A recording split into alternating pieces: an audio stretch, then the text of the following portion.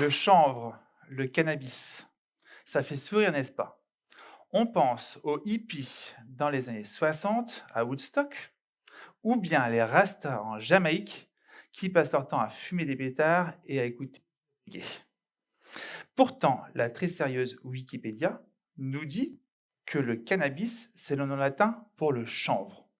Il nous dit également qu'il est cultivé partout sur Terre.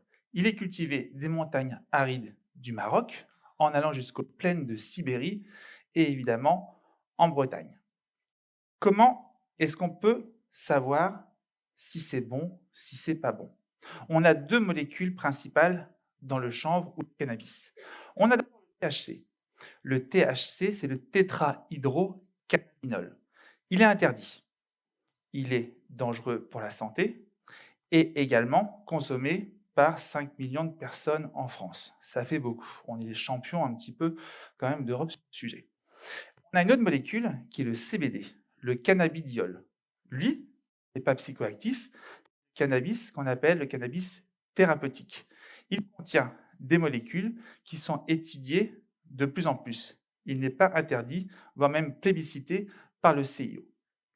Si on revient un petit peu en arrière, dans les années 2000, je suis professionnel de santé et j'ai envie d'isoler ma maison avec du chanvre. On met 2 hectares en culture à la torche, près de Quimper, pour isoler ma maison. Et également, je vous avoue, avec un projet de faire des planches de surf en chanvre. On l'a réalisé aujourd'hui. Ensuite, lors d'un repas de famille, j'apprends que mes grands-parents ont cultivé une année du chanvre quand ils n'avaient pas de graines de lin. Que mes arrière-grands-parents cultivaient le chanvre également.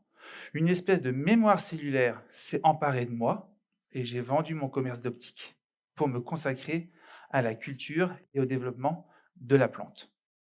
On se retrouve donc encore en arrière dans le passé, bien avant mes grands-parents. Ici, c'est ce qu'on leur apprenait à l'école. En 1900, voilà la carte de géographie. Vous vous rappelez les petits œillets qu'on mettait là sur les tableaux? Eh bien, regardez en bleu, qu'est-ce qu'on a? La culture de chanvre en Bretagne. Pourquoi? Parce que les conditions climatiques étaient favorables. Un peu d'humidité le matin, de la bonne terre et un savoir-faire.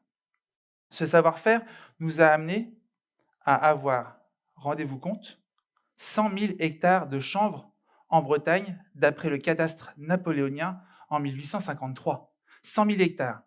25 000 tisserands travaillaient le produit. 100 000 personnes travaillaient ou vivaient de la culture du chanvre. Qu'est-ce qu'on en faisait à l'époque?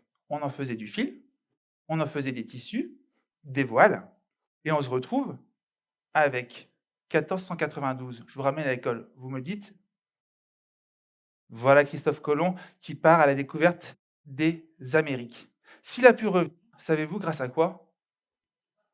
Aux voiles et aux chanvres, en effet, puisque les voiles étaient composés de chanvre, également les cordes, également les cartes marines et les vêtements. Le chanvre est imputrescible, il ne pourrit pas au contact de l'eau et les rongeurs meurent en l'ingérant à cause de la silice qu'il y a dans sa fibre. C'est pour ça que sa culture et sa coupe est assez délicate. On a donc un peu plus, en remontant dans le temps, cette voiture-là. Joli modèle, n'est-ce pas? Très sympa à fabriquer. À l'intérieur, on a un moteur de type diesel que Rudolf venait d'inventer en 1900. Il ne tournait pas au diesel, il n'existait pas. Il tournait à l'huile végétale de chanvre. Tout comme les lampes à pétrole. Le pétrole n'existait pas. Elles étaient alimentées avec de l'huile de chanvre. Et Henry Ford a eu le génie, pour rendre cette voiture légère, de faire une carrosserie avec de la fibre de chanvre. Déjà, à l'époque, le modèle était léger, résistant. On se retrouve quand même avec un petit problème. Qu'est-ce qui s'est passé depuis? Eh bien, écoutez, depuis, le chanvre a disparu. Qu'est-ce qui s'est passé? Eh bien, les Américains venaient d'inventer le nylon, les fibres synthétiques. On se retrouve donc avec, en 1936, l'interdiction de cultiver du chanvre en Europe, avec le Tax Act qui a été mis en place par la Food Association. Patatras. On porte aujourd'hui du nylon, du coton, un petit peu de chanvre par ici, et il y a également quelques fous qui se sont dit refaisons du vêtement. Les fous, c'est nous. Voici la première fois qu'on arrive en Europe à tricoter, non pas à tisser, mais à tricoter dans des machines modernes du chanvre. Ça a été fait à Quimper cette année. On a donc un renouveau du chanvre qui apparaît aujourd'hui en Bretagne. Il n'y a pas que des vêtements, un petit peu de planche de surf, vous avez vu, et la plasturgie. On se retrouve avec cette plante qui n'a pas que du THC, pas du CBD. Elle a aussi une racine, elle a aussi une tige, des feuilles, des graines qui contiennent des oméga 3, des oméga 6, des protéines. À l'intérieur de cette tige, on se retrouve avec des copeaux. Ces copeaux-là sont remplis de cellulose. Et à l'extérieur, le blindage, c'est ça qui va nous faire le fil de chanvre que nos grands-mères tissaient et tricotaient. Voilà la matière. Après, anecdote, comment est-ce que nos grands-mères arrivaient à avoir net pour filer alors qu'elles étaient presbytes? Eh bien, on voit sur les vieilles photos, en bois blanc, elles ne fumaient pas le tabac gris caporal des vieux, elles fumaient le chanvre. Avec ces copeaux de cellulose, je vous ai fait un petit TEDx. Voilà, un TEDx super léger, résistant, qui est imprimé en 3D. Voilà, vous pouvez le toucher, c'est un matériau d'avenir. Peugeot aujourd'hui s'y met, Renault également, on fait des carrosseries avec. Par contre, au niveau des molécules, le THC aujourd'hui a été, comment dire, diabolisé, et je pense à raison. Parce que 30% de THC dans des produits qu'on retrouve au marché noir, je pense que c'est devenu un produit dangereux aujourd'hui. 0,2% aujourd'hui et 3% dans le vieux chanvre à mémé. On n'est plus du tout sur les mêmes produits. Par contre, au niveau médicinal, l'autre molécule, le CBD, grâce aux plantes qui ont été boostées, on a réussi aussi à booster le CBD. Et ce CBD, c'est un cannabinoïde.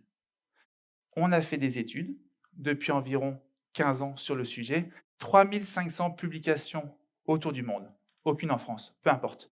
On se retrouve avec, aujourd'hui, dans le cerveau, des récepteurs spécifiques qu'on appelle les récepteurs endocannabinoïdes, des récepteurs CB1 et CB2. Et dans le corps, tous des capteurs. Est-ce que il n'y a plus de chanvre ni de cannabinoïdes depuis un siècle? Mais par contre, lorsqu'on restimule le corps, on réactive ces organes-là. Qu'est-ce que ça nous donne? Ici, on a des petites billes blanches de 0,01 mm qui contiennent les cannabinoïdes, une centaine à peu près, qu'on étudie au fur et à mesure. C'est ça, ces petites billes blanches qui ont interdit complètement la culture du chanvre en Europe et en Bretagne. C'est un petit peu aberrant. Par contre, aujourd'hui, on est sur des études qui nous montrent des bienfaits pour le cerveau, pour les artères, pour les muscles, pour les tendons, pour les os, pour les cartilages. Pas besoin de fumer ou même d'ingérer, puisque les récepteurs ne sont pas tout dans le corps. Avec des pommades, on peut traiter des zones particulières. Je suis obligé de vous parler de quelque chose, c'était le 20 mai, Alex Kahn, qui est le président de la Ligue contre le cancer, a donné son feu vert pour le cannabis thérapeutique. C'est arrivé il y a quelques jours dans les journaux. Les Américains ont fait une publication disant que la cellule cancéreuse va contaminer les autres. Une cellule saine va, on se lave le matin, va s'en aller et ensuite une nouvelle va prendre sa place. Le phénomène de l'apoptose, c'est ça qui permet à la cellule de mourir et de se régénérer. Dans la cellule du cancer, ça ne marche plus. Si on stimule certaines cellules avec des cannabinoïdes, l'apoptose se remet en place et la cellule cancéreuse en laboratoire se redigère. Je pense qu'il y a un avenir certain sur ce fameux cannabis thérapeutique, ce qui va permettre de relancer à grande échelle la culture du chanvre et également de profiter des bienfaits de l'ensemble de la plante. C'est en cours, c'est en route. Je pense d'ici quelques semaines, en France, on aura des résultats sur le sujet. Dans le monde, vous le savez, hein, il y a des légalisations partout, on ne sait pas ce qui se passe, c'est bien de parler, je pense, avant d'agir. Maintenant, je vais vous parler d'autre chose, des agriculteurs en Bretagne. Ils se retrouvent avec l'obligation de racheter des graines à 0,2% de THC tous les ans. Ça a un coût pour eux. Par contre, quand on a fait nos essais, on se rend compte que cette plante-là fait 60 centimètres à peu près en 3 semaines. Aucune mauvaise herbe n'arrive à aucun prédateur, pas de traitement de pesticides ni d'insecticides. La seule plante au monde qui se développe toute seule, sans aucun entretien, et qui pousse en 4 mois.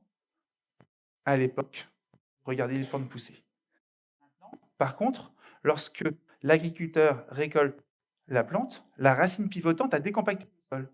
Ce qui fait que quand on met un blé derrière, c'est une tête de rotation, on a 10% de rendement en plus. Le sol revit à nouveau avec ces plantes qui n'ont pas de traitement. Vous avez vu, le cannabis thérapeutique, c'est pour l'avenir. L'agriculture, c'est maintenant. Et au niveau alimentaire, je vous ai parlé de la graine. On va presser la graine, on fait des huiles végétales qu'on trouve dans les magasins aujourd'hui bio exclusivement. On fait des farines. Avec ces farines, on fait des pâtes alimentaires, on fait des gâteaux. On réintroduit aujourd'hui, grâce à un projet pour la planète que le ministère a lancé, du chanvre dans les écoles et dans les cuisines centrales. 5 000 repas ont été distribués à Quimper il y a 1 mois et demi. Les enfants, on leur explique, on produit local, c'est du bio. Ils finissent leur assiette. Moins de déchets.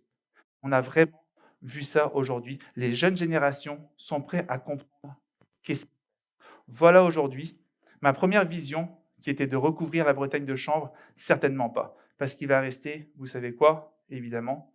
Qu'est-ce qu'on dit il y a quelques années dans le cochon? Aujourd'hui, j'ai envie de vous dire, en conclusion, je pense que dans le chanvre, tout est bon. On avait un adage avec des copains quand on a créé l'association Bretagne Chanvre Développement. Le chanvre, richesse d'hier. Le chanvre, une transition pour demain. Merci.